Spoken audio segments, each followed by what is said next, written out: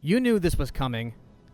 Now, keep in mind, I was skeptical about this movie from the day Disney announced its acquisition of Lucasfilm in 2012. For those of you who aren't Star Wars fans, this was a big deal for two reasons. First, it meant that Lucasfilm president and founder George Lucas would be walking away from the company that he built from the ground up. Secondly, and the announcement that overshadowed Disney's acquisition, was that there would be new Star Wars films. George Lucas has been known to change his mind on several occasions. It's pretty well known that back when he was making the original 3 films, he planned to make 9 movies, 3 separate trilogies that all told the continuing stories of the Skywalker bloodline. She at one time said, would you consider playing an Obi-Wan type character handing Excalibur down to the next generation? Well, because he waited so long to do the prequels, by the time he got to Revenge of the Sith in 2005, he laid down the gauntlet, deciding that there wouldn't be any more films, and that the 6 movies he made told the complete story of Anakin Skywalker. Fair enough, but then here comes Disney with $4 billion, and all of a sudden, it's a whole new ballgame. From day one of that announcement, hardcore fans all over the world were speculating on the kinds of stories Disney would tell. Would there be adaptations of the popular novels? Would they steer away from the Skywalker family altogether in favor of creating completely new characters? As it turned out, thanks to Disney, we would be getting the much-rumored sequel trilogy that we'd been asking for ever since we saw Return of the Jedi. That just invited fans to ask a slew of new questions. What happened to the rebellion after Jedi? How closely would they follow the established canon of the expanded universe? Who would be directing? And probably the most sought-after question of all, would Mark Hamill, Harrison Ford, and Carrie Fisher return to reprise their roles? Fans everywhere were eccentric when it was finally announced that we would be seeing the classic trio return to the big screen, at least in some capacity. But it still left a ton of questions unanswered. You know, there's nothing I can't talk about. I have to give J.J. Abrams credit for this. He did everything he could to shroud the project in secrecy, and for the most part it worked. Even the trailers that we got simply whet our appetites, saying next to nothing about the story. Rumors started to surface that some of the cast and crew were frustrated at the amount of secrecy surrounding the production, but when you think about it, it's understandable. When the last 3 films came out, it wasn't that hard to spoil the film for those who didn't mind getting the storyline ahead of the film's release. Each film had tie-in video games, books, comics, and soundtracks that were released at least a month before the actual film came out to theaters. Aside from an aggressive toy campaign, there was nothing to precede this film's release. The soundtrack came out on the same day as the film, and the novelization, written by Alan Dean Foster, didn't come out until the following January, and by then, everyone who wanted to see the film probably saw it. I myself was a little annoyed by all the secrecy pervading the film, because it only served to raise the hype even more. Whether you like the prequels or not, those films were prime examples of how hype can kill a movie.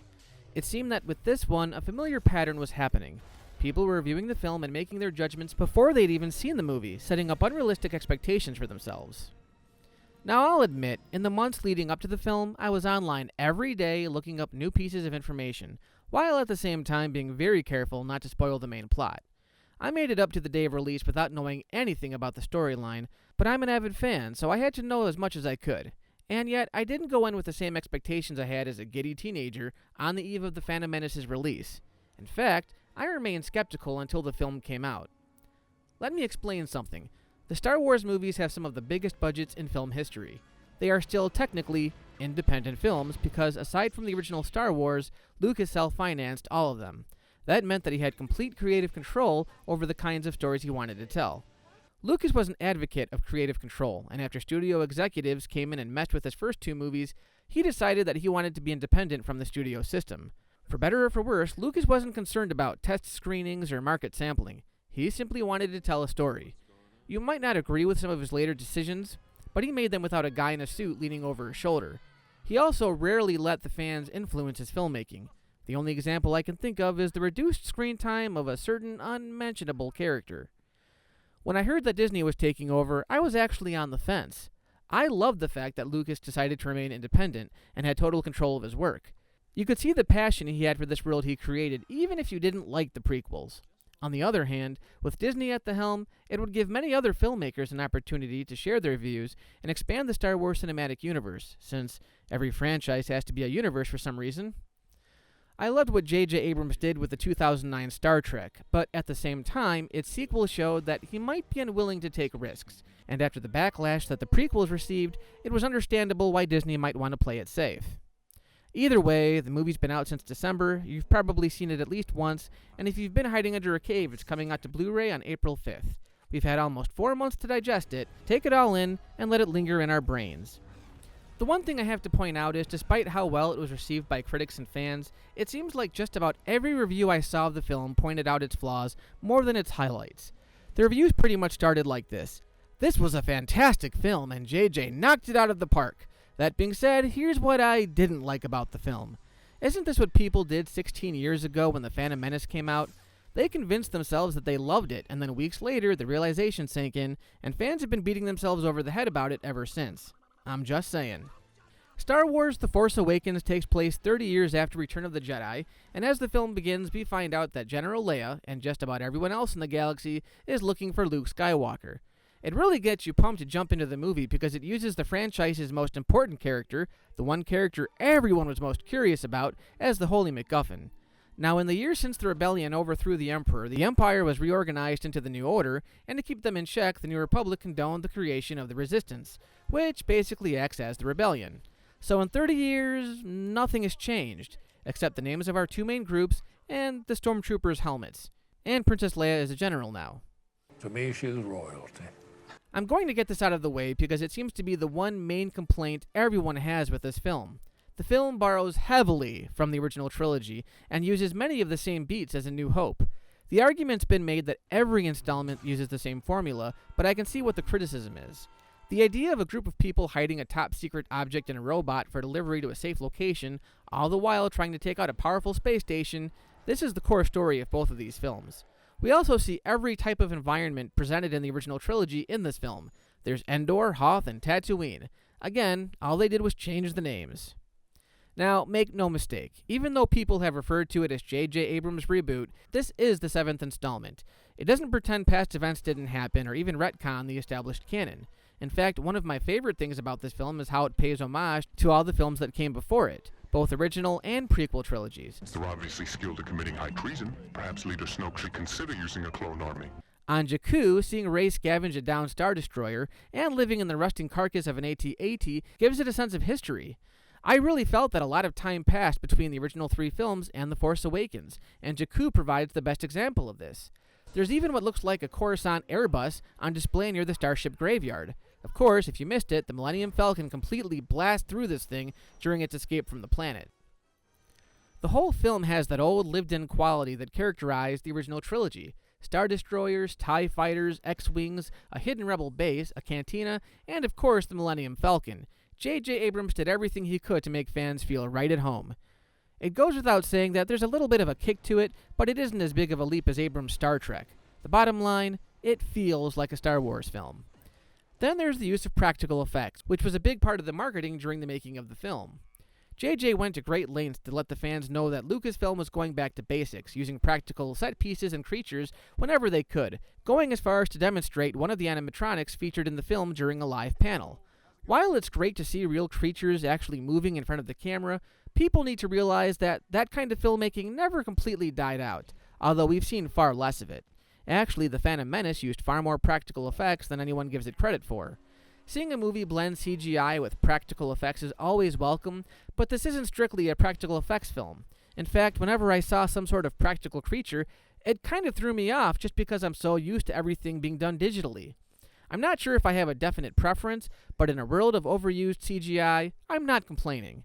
It's just cool to know that JJ was passionate enough to go that extra mile. Now let's talk about the characters, because that's what typically makes or breaks one of these films. Right off the bat, we know that Luke Skywalker is missing, so I didn't expect to see very much of Mark Hamill. Again, I loved how the film uses him as the Holy MacGuffin that everyone's searching for. Ever since Luke disappeared, people have been looking for him. We see General Leia in a few scenes, and while she isn't given much to do, just seeing Carrie Fisher in this role again was a delight. The highlight for me is whenever she and Han bicker at each other. It's that classic love-hate relationship we saw in The Empire Strikes Back. I have to admit, when Leia first confronts Han, they didn't even have to say anything to each other, and I got a little teary-eyed. You know, no matter how much we fought, I've always hated watching you leave. That's why I did it. So you'd miss me. Of course, the one character everyone wanted to see back on the big screen in all his cocky glory was Han frickin' Solo, and this is where the film really delivers. I never thought in a million years that they would ever get Harrison Ford to return to one of his most iconic roles. In the theater, as soon as Han and Chewie showed up on the Millennium Falcon, the audience went nuts. Not only does he drive most of the film, but he and Chewie make this the funniest entry in the entire saga. Oh, really? You're cold? And you can tell Harrison was having fun with it. I like this thing. It feels like Han Solo the way we'd expect to see him after all these years. And it's a great feeling to have him back, if for just a little while. Then we have the new characters, played by the relatively unknowns, who are entering the franchise for the first time. There's Rey, a desert scavenger who was stranded on Jakku as a child, and who has a powerful connection to the Force. She's this film's Luke Skywalker. I applaud Disney for having a female lead, as many people do, but there were times when the film acted as if she was the first strong female character in the saga. If you look at Princess Leia back in the original trilogy, she's a damsel, sure, and there were definitely times she needed rescuing, but I'd say she's one of the few princesses who can hold her own in a gunfight. The same can be said for her mother, Padme, in the prequels. When Rey first runs into Finn and they're chased by the New Order, Finn keeps taking Rey's hand and she humorously keeps rejecting him. This is the film's way of showing us that Rey isn't someone who needs protection. I just felt it was unnecessary since this isn't the kind of series where Princess Toadstool is always being kidnapped by King Koopa. And if I may be a bit nitpicky for a moment, some of Daisy Ridley's facial expressions are a bit awkward. I know she's just starting out, but hey, this is just what I picked up. Overall, I'd say Rey is at least a developed and interesting character, and I actually had fun following her on her journey. She's relatable, likable, and I'm looking forward to seeing how she develops in the next two films. Then there's Finn, who starts out as a First Order stormtrooper who becomes a deserter. Right from the beginning, this is an awesome dynamic for Star Wars at least, because typically villains don't become the good guys. Sure, one of the biggest plot twists in the entire series is when Darth Vader gets redeemed by Luke, but that happens toward the end of the original trilogy and at great personal sacrifice. A lot of people neglect to mention that Lando actually went through a similar transition, but his motives were about greed. In fact, the only reason Lando switched sides was because the Empire was giving him such a bum deal. This deal is getting worse all the time. Finn is 100% the real deal. From the time we're introduced to him, we know he's got a conscience. It's the first time we've ever seen an actual person behind that armor. Finn also goes through a bit of a change, in the same way that Han did originally. He starts off as a coward, with his only motive being to try and get away from the New Order. It isn't until he meets Rey that his motives slowly start to change, and he realizes he has the opportunity to be a part of something much bigger. A lot of people thought Poe Dameron was this film's young Han Solo, but I think there's much more of a comparison in Finn. Then there's Poe Dameron, an expert fighter pilot who's sent by General Leia to retrieve the missing piece of a puzzle that will lead the Resistance to Luke. Oscar Isaac is really eccentric in the role, instantly likable because he's both sarcastic and sympathetic. Unfortunately, he doesn't have a ton of screen time, so hopefully we get to see more of him as the series goes on. That's one hell of a pilot! Woo-hoo! Where the film tends to drop the ball is the villains. Let's start with Supreme Leader Snoke. I don't have much to say about him other than he really wasn't that imposing. I'm actually surprised they revealed him so early on. In the original trilogy, we didn't see the Emperor until The Empire Strikes Back, and even then it was only as a hologram. I like how when you first see him, he seems gigantic until you realize he's just a hologram. I'm not sure if they needed to make him a motion capture character, but I guess I'll just have to wait and see what they do with him. I'm not one to judge a character by their name, because this is science fiction. What right does anyone have to make fun of a name? Yoda, Lando Calrissian, Boba Fett? Are we really taking these names seriously? We accept a character's name because of the person attached to that name, not because of the name itself. Captain Phasma and General Hux are this film's Boba Fett and Grand Moff Tarkin. There's not a lot to say about either of them, although from a design standpoint, at least Captain Phasma looks interesting. What I don't understand is that the actress playing her, Gwendolyn Christie, is pretty imposing. Her work on Game of Thrones proves that she doesn't need a chrome helmet to look intimidating. The character gets reduced to a throwaway joke pretty quickly. All I can say is I really hope they have something planned for her in the future, because this actress has potential. Not much to say about General Hux. He gives a speech halfway through the film that is eerily reminiscent of Hitler commanding the Nazis. Aside from that, his only reason for existing is to act as a foil to Kylo Ren. In fact, he's exactly to Ren what Grand Moff Tarkin was to Darth Vader in A New Hope, and his biggest flaw is that he's a bit of a tattletale. Ren believed it was no longer valuable to us. but the girl was all we needed. Which brings me to Kylo Ren, who is one of the most interesting Star Wars villains so far. Okay, he is a blatant knockoff of Darth Vader, but there's an actual explanation for this. As the grandson of the late Anakin Skywalker, Kylo is obsessed with carrying out Vader's legacy. Honestly, I could have gone without seeing Vader's charred helmet in the film, because it feels like Disney's desperate attempt to just put Darth Vader in the movie. However, it also gives the character an interesting dynamic, and aside from Anakin in the prequels, we've never really seen a villain in Star Wars grapple with their morality. I also like how the filmmakers play with our expectations. If there's anything the original trilogy taught us, it's that failure of any kind results in Darth Vader executing you. We got so used to seeing that pattern that when we see Kylo Ren take out his frustration on a holding cell rather than on his own men, it's not only humorous, but it's a breath of fresh air. Kylo Ren, at least in the beginning, still has a certain code he goes by. This changes by the end of the film, but when the movie starts, he's still hovering on that fine line. Now, I don't know if this was an artistic decision or if Disney just wanted to minimize the amount of murder in the film. I'm leaning toward the former because there is a brief scene involving blood, so I applaud their choice in making Kylo Ren stand out a little more than your everyday thoughtless Marvel bad guy. So those are all the things I really loved about the movie. What about its faults? Admittedly, there wasn't a lot I didn't like about this movie. However, it does bear a striking resemblance to A New Hope. I wouldn't mind this so much, except the more dramatic parts of the film feel kind of weightless. I really didn't care about the Resistance going up against Starkiller Base like I did when the Rebellion went after the two Death Stars, and that might just be because I couldn't believe they were doing the exact same thing. I remember joking about the film including a third Death Star, but they were actually lazy enough to do just that. There's also a problem with the filmmakers changing around all the names of the planets. When the New Order uses Starkiller Base to destroy an entire system, one of the planets being destroyed uncannily resembles Coruscant, and given that a large portion of the mythology takes place there, that would have been incredibly devastating. Instead, it's just a bunch of random planets that we know absolutely nothing about. And let me stress, the shock value is completely diminished because we saw the Empire do the exact same thing 6 movies ago. Which leads me to the time period this movie takes place in. I'm perfectly fine with the storyline taking place 30 years after Jedi.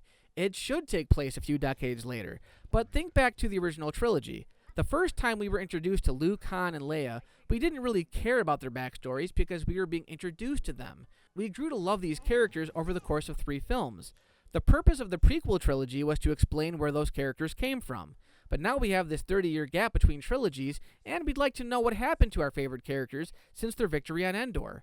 The film is very scarce when it comes to these details.